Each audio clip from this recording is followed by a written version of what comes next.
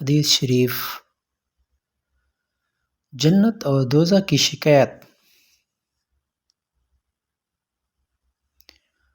حضرت ابو ہریرہ رضی اللہ تعالیٰ عنہ کہتے ہیں کہ رسول کریم صلی اللہ علیہ وسلم نے فرمایا، جنت و دوزخ نے آپس میں بحث و تکرار کی۔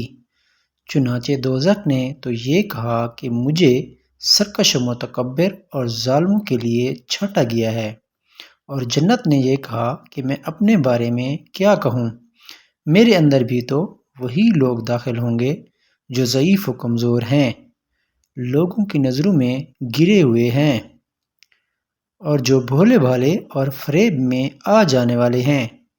یہ سن کر اللہ تعالیٰ نے جنت سے فرمایا، تو میری رحمت کے اظہار کا ذریعہ اور میرے کرم کی اماجہ گاہ کے علاوہ اپنے بندوں سے جس کو اپنی رحمت سے نوازنا چاہتا ہوں اس کے لیے تجھے ہی ذریعہ بناتا ہوں۔ اور دوزخ سے فرمایا، تو میرے عذاب کا محل و مظہر ہونے کے علاوہ کچھ نہیں، میں اپنے بندوں میں سے جس کو عذاب دینا چاہتا ہوں اس لیے تجھے ہی ذریعہ بناتا ہوں، اور میں تم دونوں ہی کو لوگوں سے بھر دوں گا۔